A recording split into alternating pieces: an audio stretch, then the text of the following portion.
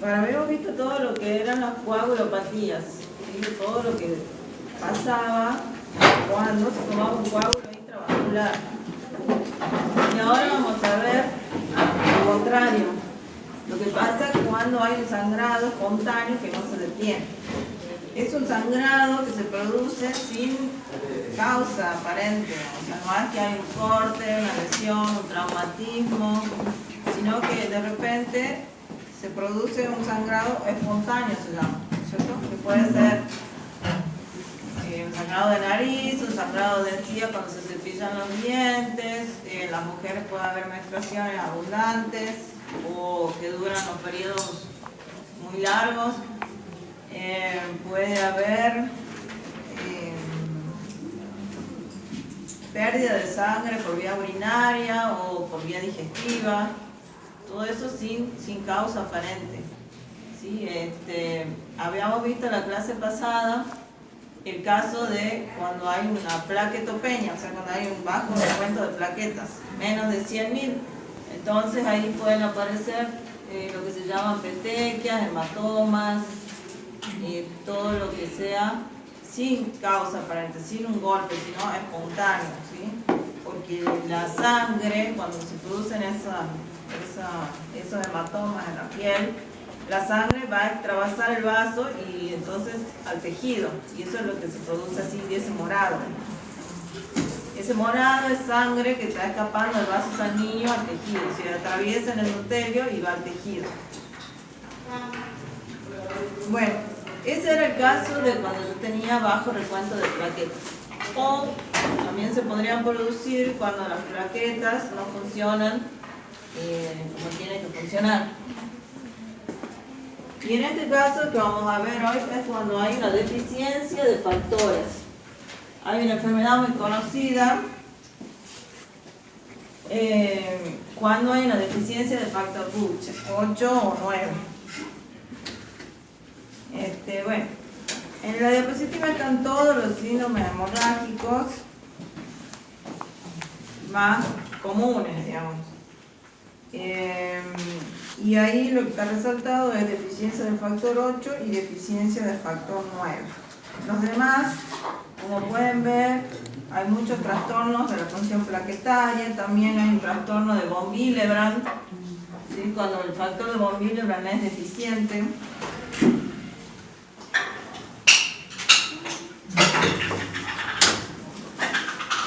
Buenas, permiso. Bueno, y la deficiencia del factor 8 es la hemofilia A. Es un trastorno donde el factor 8, bueno, los niños nacen sin factor 8, o sea, es genético, es una enfermedad congénita, ya se nace de esa forma. Entonces, el gen que codifica el factor 8, ¿sí? Está en el cromosoma X. Ustedes, la madre, digamos, todas las células del cuerpo tienen cromosomas XX y los cromosomas sexuales son XX, XY, ¿no es cierto? Cuando se está formando el nuevo niño, digamos, el bebé, la nueva persona, ¿sí? Hereda un cromosoma del óvulo, un par de cromosomas del óvulo y un par de cromosomas del espermatozoide. Si el espermatozoide se manifiesta el cromosoma Y, es un varón. Si es un X, es una mujer. ¿Sí? Entonces, el espermatozoide siempre transmite o el cromosoma X o el cromosoma Y. En cambio, el óvulo tiene XX. Entonces, se hereda un cromosoma X de la madre o el otro cromosoma X de la madre. El que le da el sexo es el espermatozoide, digamos, si se expresa el X o si se expresa el cromosoma Y. Entonces, ¿qué es lo que pasa en la hemofilia? El factor 8 está codificado en el cromosoma X de la madre, ¿sí? Entonces la madre tiene un par de cromosomas XX, el óvulo, digamos, ¿sí? Cuando la madre es portadora de la enfermedad, cuando la madre es portadora de la enfermedad, tiene un cromosoma ahí afectado, ¿sí? está mutado, digamos, ¿sí? El gen que codifica el factor 8 tiene una mutación, o sea, tiene una alteración que hace que ese cromosoma, que hace que el factor 8 no se sintetice, no se exprese. Y por lo tanto los niños no tienen factor 8. ¿Sí? Entonces, ¿qué pasa cuando...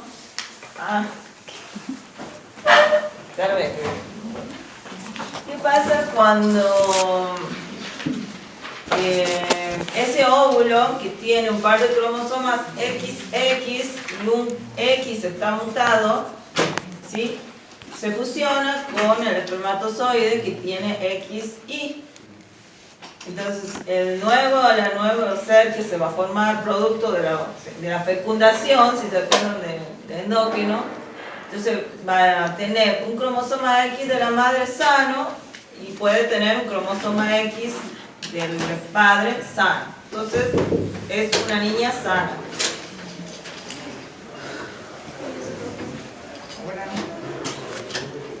Ahí en la diapositiva 6 está. Veamos mejor. Ay, no sé qué está ahí una imagen.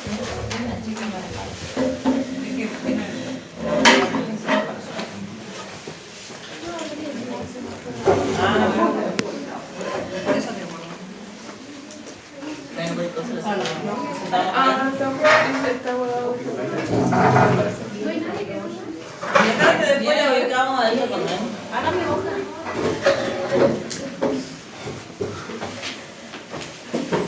Bueno, ¿están todos en las 6? Sí. Entonces tenemos el padre XY y la madre XX. El que está en rojo es el cromosoma mutado. Es el cromosoma que tiene el gen que codifica para el factor 8 mutado. O sea que es un gen que tiene una alteración. Una mutación es una alteración. Bueno, entonces tienen los hijos y qué combinaciones puede... ¿cuál es el producto de esa combinación de genes que tiene esta pareja? Puede tener un varón sano si hereda un cromosoma X del padre y un cromosoma X sano de la madre y un cromosoma Y sano del padre. El padre es sano, ¿sí? Aquí el problema es la madre portadora. La madre le transmite al hijo la enfermedad. Otra combinación puede ser el cromosoma X sano del padre y el cromosoma X sano de la madre, producto de una niña sana. ¿Qué pasa con el hemofílico? Hereda el cromosoma Y del padre, que significa que va a ser un varón, y el cromosoma mutado de la madre, que es el rojo. Entonces ese niño va a ser un niño hemofílico. Los hemofílicos siempre son varones. Los que tienen la enfermedad siempre son varones, porque es una enfermedad ligada al sexo, se llama. Las mujeres pueden ser portadoras, pero no son hemofílicas, sino que las mujeres, esas mujeres portadoras, le transmiten la enfermedad a su hijo varón, ¿sí? Entonces el otro caso sería la niña portadora que hereda el gen X sano del padre y el gen mutado de la madre. Pero esa niña no va a ser hemofílica, va a ser portadora. Cuando esa niña tenga un hijo varón, puede ser que le transmita la enfermedad. Los hemofílicos siempre son varones, siempre son niños y ya nacen con eso. Y no es que ya cuando nacen, ya sin factor 8. Entonces, si tienen un factor menos, ¿sí? Ustedes si recuerdan la cascada de coagulación, van a entender, hay un factor que está deficiente y todos los factores son importantes. Entonces, si hay un factor menos, hay una tendencia a hemorragias. En el segundo caso, sería este niño, el tercer niño de la primera pareja, cuando sea adulto, va a ser un hemofílico. Y su pareja es una mujer sana, ¿sí? Entonces, ahí están todas las combinaciones posibles. Van a tener, si el hijo varón hereda el cromosoma X sano de la madre y el cromosoma Y sano del padre, es un niño sano. O sea que un hemofílico puede tener hijos sanos. No necesariamente el hemofílico hombre le transmite a su hijo hombre la enfermedad. Es la madre la que siempre le transmite la enfermedad. El segundo caso sería una niña que hereda el cromosoma X sano de la madre y el cromosoma mutado del padre, que a su vez ese cromosoma mutado se lo había transmitido su madre.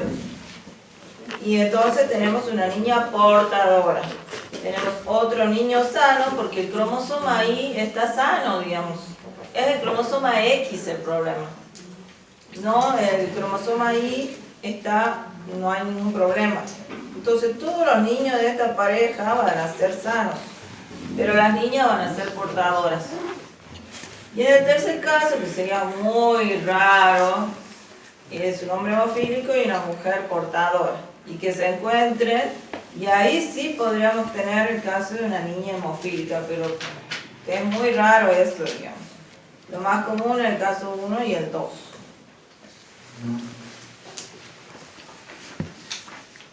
Entonces, la hemofilia se llama enfermedad ligada al sexo, porque le transmite la madre a su hijo varón.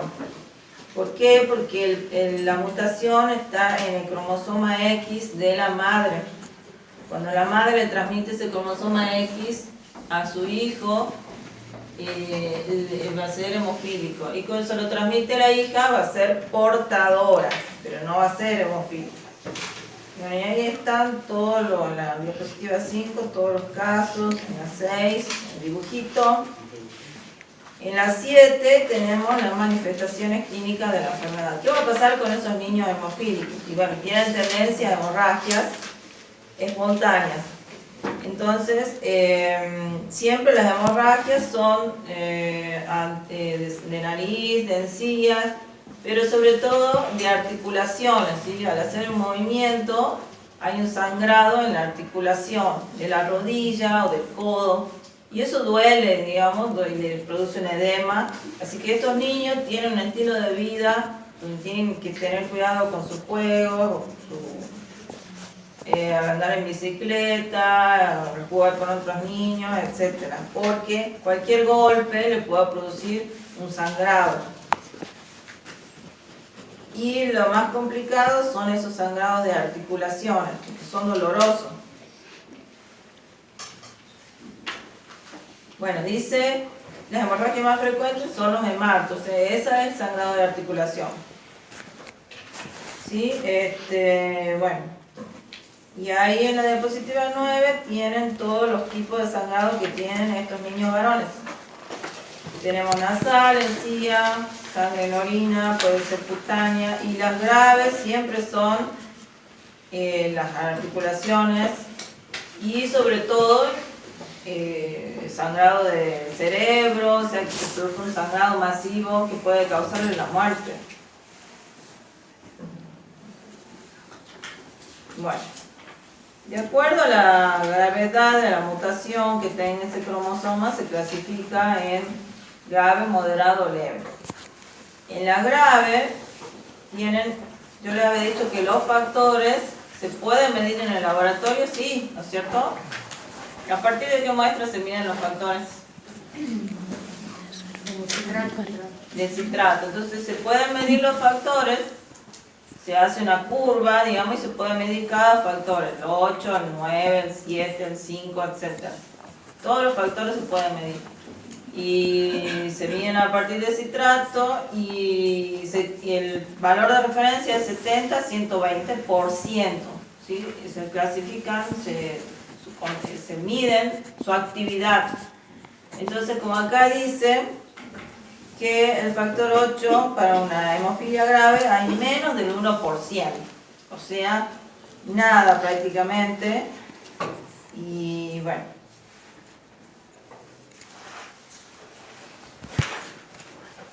por supuesto que las familias de hemofílicos ya que saben su historial, y generalmente la madre portadora sabe que ya el niño puede venir con esta patología. Bueno, la prueba de coagulación que siempre está prolongada es el KPTT. ¿sí? Porque ahí el factor 8 influye mucho en el KPTT, entonces siempre va a estar prolongado el KPTT. Y para el laboratorio de estos niños, por supuesto que hay que hacer un TP, un KPTT y medir el factor 8. Para hacer el diagnóstico se mide el factor 8 y se ve el porcentaje de actividad de ese factor. También se pueden hacer estudios genéticos, o sea, codificar todo ese cromosoma y ver dónde está la mutación o qué tipo de mutación tiene ese cromosoma. Y bueno, el tratamiento para estos niños es, si le falta el factor 8, se trata de ponerle un factor 8 que es recombinante, que se sintetiza en el laboratorio, que es un fármaco. Entonces se sintetiza el factor 8 y se le administra el factor 8. Pero ¿qué pasa? A veces, como ese factor 8 que se le suministra a estos niños es algo externo, se desarrollan anticuerpos contra ese factor 8 y se llama inhibidor del factor 8. O sea que se une a ese factor y lo inhibe, digamos. O sea que es lo mismo, digamos, y peor todavía porque tiene un inhibidor de factor 8 que cualquier factor 8 que le suministren, ese inhibidor lo va a neutralizar. O sea que es lo mismo, volvemos al mismo problema donde no hay factor 8. Entonces, bueno, se está estudiando, siempre se está estudiando sobre la hemofilia, se trata de tener nuevos tratamientos. Y estos chicos sí llegan a ser adultos, pero siempre están en constante riesgo y lo peor es que transmiten a su progenie. Si son niñas van a ser portadoras y esas niñas después van a transmitir hemofilia. O sea, es un riesgo que tener hijos siempre, o sea, corren el riesgo de que sean niñas portadoras y esas niñas, bueno, van a seguir transmitiendo la enfermedad, ¿cierto? A su descendencia. Y por supuesto que estos chicos siempre van a estar en el laboratorio, siempre controlando, dosando el factor 8 o si han desarrollado el inhibidor del factor 8 exógeno. Profe, ¿y qué sería el factor 8 recombinante que dice acá? Es un factor que se sintetiza en los laboratorios, digamos, lo hacen. O sea, ¿es otro también que le ponen? Claro, le ponen ese factor 8. Porque no se puede sacar el factor 8 de una persona y ponérselo, digamos, sería, no sé. Entonces lo que hacen es sintetizarlo químicamente y le ponen eso. ¿Qué es ese factor 8 recombinante? Y bueno, no es lindo para estos niños estar en estos tratamientos porque eso es intravenoso, son inyecciones, y siempre hay que estar en controles de laboratorio y tiene ese riesgo de vida, ese riesgo siempre en el juego, en su estilo de vida, tomar el colectivo, de hacer deporte, etc. Bueno, y ahí está el inhibidor del factor 8 que les dije, que es un anticuerpo que se desarrolla contra ese factor 8 recombinante exógeno. Entonces se une y lo inhibe. Y es la misma situación, digamos, de que no hay factor 8. Bueno. Y la hemofilia B es la deficiencia del factor 9. ¿Sí? También sería lo mismo, pero el cromosoma mutado es el del factor 9. Pero la hemofilia B es menos frecuente y es menos grave también, porque no es ligada al sexo, digamos. O sea, no es ahí donde es el cromosoma X de la madre que está mutado, sino que puede haber el padre o la madre puede tener cualquier cromosoma mutado que codifique para el factor 9. Y entonces eso puede transmitirse a uno de los hijos. Y entonces hay una deficiencia del factor 9.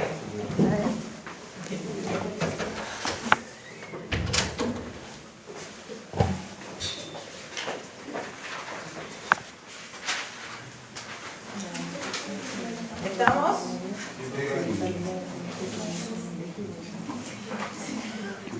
Bien, ¿qué más? Bueno, y el último tema es la automatización. ¿Qué es lo que se usa ahora en hemostasia? Yo lo que les enseñé antes del primer parcial era cómo se hacía el método manual, de cómo se hacía un TP y un KPCC manual, donde poníamos un tubo de vidrio, poníamos el plasma y poníamos el reactivo y se observaba la formación de un coágulo así, un coágulo transparente. Bueno, lo que se hizo hoy en día con la tecnología es automatizar esa forma de hacer hemostasia. ¿Por qué? Porque, digamos, teniendo equipo de hemostasia se puede procesar más cantidad de muestras, se puede hacer más rápido todavía y es menos dependiente del operador. Y como yo les había explicado, yo puede ser que haga un TP manual y me dé 12 segundos, y si lo hace otra persona le da 13, y si lo hace otra le da 11, y si lo hace otro le da 15, o sea, todo depende del ojo del operador. En cambio, cuando es automatizado, un equipo mide con precisión las cantidades que va a dispensar, digamos, en una cubeta de reacción. Entonces ya no hay un operador y ese equipo va a hacer lo mismo para una muestra, para otra y para otra. O sea, siempre es más preciso, digamos.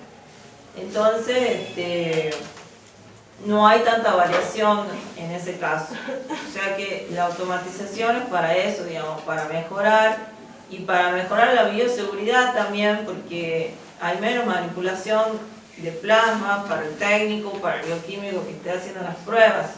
Yo tengo que estar midiendo, sacando las tapas, directamente centrifugo y pongo las muestras.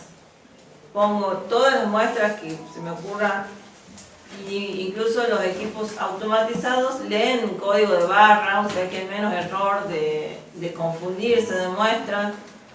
Y ese resultado lo transmiten directamente a la computadora.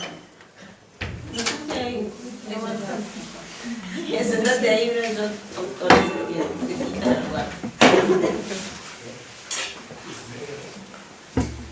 Entonces, lo primero que salió al mercado son los equipos semiautomáticos.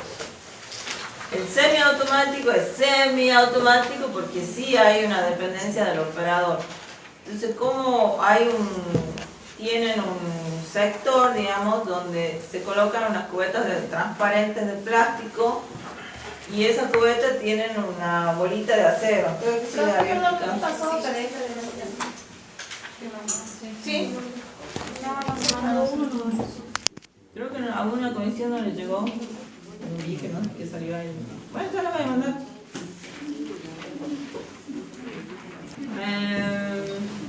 Entonces, ¿cómo funciona? Esos equipos tienen una pipeta automática y tiene un tip. Entonces ustedes todos los tubos los centrifugan, los ponen en la gradilla y van a dispensar con esa pipeta la muestra. Después cambian el tip y van a dispensar el reactivo en una cubeta de plástico transparente que tiene una bolita de acero. Entonces cuando ustedes dispensan el reactivo, lo que hacíamos con el método automático es largar el cronómetro. Bueno, aquí el equipo solo, digamos, cuando capta el volumen, solo sabe cuándo comienza la reacción. Entonces comienza a medir los segundos a partir de que el equipo capta ese aumento de volumen. Entonces la bolita a veces comienza a moverse. Cuando se forma el coágulo se detiene la bolita y ahí con software de computadora se capta el punto final de la reacción. Entonces, ¿qué ganamos con el método semiautomatizado? Que ya no tengo que estar viendo cuándo se forma el coágulo, pero sí tengo que estar dispensando el plasma y dispensando el reactivo. La única ventaja es el punto final de la reacción, digamos, y que todo el material es descartable, porque esas cubetas de plástico son descartables. Entonces ya no tengo que estar lavando los tubos de plástico, jugándolos, secándolos, etc. O sea, eso es lo que salió primero al mercado. Después salieron ya los automáticos, donde directamente el operador lo único que hace es poner los tubos. ¿Sí? Puede poner tubos con tapa o incluso sí, con tapa o sin tapa. Y entonces, mientras menos manipulación exista de ese plasma, mejor. Entonces se centrifuga, se pone en el equipo y un brazo mecánico pone en la cubeta, pone la muestra y pone el plasma. Entonces el operador ya no interviene para nada, solo para la interpretación de resultados. Entonces ahí, con ese tipo de equipo, yo puedo procesar más muestras por minuto, puedo hacer más cantidad de pruebas, porque ahí puedo hacer TP, KPTT, factores, inhibidores, un montón de cosas. Entonces me sirven, al tener esa amplitud de pruebas, yo puedo estudiar la estromofilia, puedo estudiar el inhibidor lúpico, todas las cosas del síndrome antifosfolipídico, puedo estudiar la hemofilia, dosaje del factor 8, muchas cosas se pueden hacer con un equipo automático. Así que, por supuesto, es mejor. En la diapositiva 4 esos son semiautomáticos, donde ven que hay una pipeta con la que yo voy a dispensar el reactivo y la muestra. Y esas son las cubetas de plástico de cada equipo. En la 5 también están los semiautomáticos. Creo que que tiene la pantalla acá, es el último que ha salido de los semiautomáticos. Es que tiene una pantalla ya digital, táctil. Pero aún así, yo como operador tengo que ingresar los datos, decirle si quiero hacer un TP, si quiero hacer el KPTT, todo. En cambio, el automático directamente al leer el código de barra ya sabe lo que tiene que medir de ese plano. Si tiene que hacer un TP, si tiene que hacer el KPTT, factor 5, 8, 9, etc. Sí, ya no va. Permiso. Y en la última diapositiva.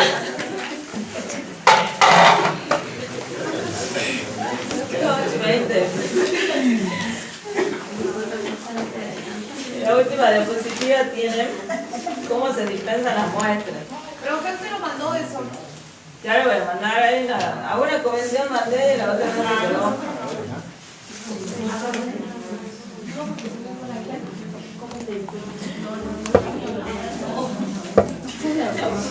Bueno, la última diapositiva tienen ahí cómo se ponen las muestras, los rack que se llama, y ven que la ponen con tapa, o sea, no hay que ni siquiera quitar la tapa del tubo.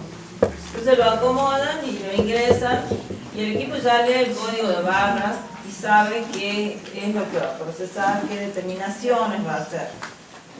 Entonces eso me da rapidez, gano tiempo, puedo hacer muchas muestras y puedo hacer todas las pruebas que están ingresadas en el equipo. Entonces eso me agiliza mucho el proceso. Pero esto no quita que todo parte de la toma de muestra, de la etapa preanalítica que se llama, donde ustedes los técnicos son los responsables. Bueno, la mayor parte es los que toman la muestra, son los responsables, porque de nada sirve tener todos estos equipos o los mejores reactivos o muchas pruebas si la muestra está mal tomada, si está mal engrasada, mal centrifugada, si tiene contaminación con heparina, etc. Si está hemolizada, y la hemólisis es seguro, se descarta esa. Y la hemólisis es producto de una mala toma de muestra o de una mala homogeneización. Profe, ¿cuánto es que se centrifugaba el 20 minutos, 15 a 20 minutos a 3000 revoluciones. Incluso hay lugares donde se hace doble centrifugado. Lo que se hace es centrifugar 15 minutos una vez, separan el plasma dentro del tubo y lo vuelven a centrifugar para ser más exacto. Bueno, o sea, nada de esto podría ser posible si la toma de muestra está mal. O sea que no se olviden de esta materia, cómo se toma la muestra, cuál es el anticoagulante. Siempre es importante el nivel de llenado, la homogeneización. El centrifugado es un paso clave, porque mientras más centrifugo mejor. O sea, yo tengo que hacer que todas las plaquetas se vayan al fondo, ¿sí? Tengo que dejar el plasma libre de plaquetas para que yo pueda medir la actividad de esos factores. Aquí no me interesan las plaquetas. En la hemostasia secundaria, o sea, en el tubo de citrato, yo no mido nada de las plaquetas. Necesito sí o sí que esté bien centrifugado. O sea, la centrifugación es un paso clave. Necesito una buena centrífuga y siempre hay que acomodar, ustedes saben, los tubos, como todos los tubos tienen el mismo nivel, no hay problema. Pero siempre los tienen que acomodar bien para que la centrífuga comience bien y no se arruine. Generalmente hay una centrífuga destinada solo para los coagulogramas. Y sería lo ideal. No puede estar. Y si hay una centrífuga que yo uso para, ya tengo una sola en el laboratorio, tengo que centrifugar o todos los coagulogramas juntos y después las orinas o el plasma, otra cosa. Pero no puedo centrifugar plasma, citrato, orina, todo en la misma vuelta, ¿sí? Si yo voy a centrifugar solo coágulos, bueno, pongo todos los coágulos, que sean 1 o 2, los pongo solos y centrifugo. Después saco eso y después, bueno, pongo todo lo otro que haya. Pero la centrifugación es un paso clave y si hay error en la centrifugación, también ese error se arrastra en el resultado final. Incluso estos equipos a veces, cuando hay plaquetas todavía en ese plasma, captan esas plaquetas ahí y dan una alarma donde dice que vuelvan a centrifugar. Entonces, y eso que me lleva más tiempo, porque a veces cuando pongo todas las muestras y el equipo arranca, no puedo detener, abrir el cajón para sacar las muestras. Tengo que esperar que termine y recién volver. Y si es un paciente que está en quirófano, que ya tienen ya el resultado, bueno, todo ese mal paso de la centrífuga me ocasiona un trastorno en el proceso. O sea que siempre no se olviden de esta materia, lo importante que es la toma de muestra. Aquí no hay forma, siempre le van a mandar a tomar una nueva muestra si la muestra está con coágulos o con hemólisis o mal enrasada. Sí o sí tiene que estar bien tomada la muestra. Acuérdense que es el primer tubo que cargan, que hay que tener suavidad o hay que tener cierta agilidad también para cargar el tubo, así que evitar todo tipo de turbulencia cuando saco, cuando cargo, todo eso, porque todo es muy sensible. Entonces siempre carguen primero el tubo de coágulos y después lo demás. Incluso hoy en día se carga el coágulo, el plasma y por último el hemograma, porque para no contaminar un anticoagulante con otro. Antes se cargaba siempre primero el hemograma, después el coagulograma, después se cambió y se cambió primero el coagulograma, después el ETA y después la heparina. Y ahora se carga el coagulograma, la heparina y por último el ETA, para que el ETA no contamine a la heparina, no sé, bueno, pero es así, ahora se carga de esa forma, pero siempre primero el coágulo. O sea que hoy, que es la última clase, volvemos a la primera clase y les estoy recordando lo importante que es para todos ustedes la toma de muestras. Así que siempre no van a poder zafar de tener que ir a sacar de nuevo si está mal. ¿Qué más? Bueno, nada más creo. ¿Tienen alguna pregunta de cualquier cosa? Profe, en el final es como que preparamos un tema y usted nos pregunta. ¿Sí? ¿Cómo es? El final es oral. Puede ser que sí, que preparen un tema y si lo dan bien, yo le dejo pasar. ¿Cómo, profe? No escucho.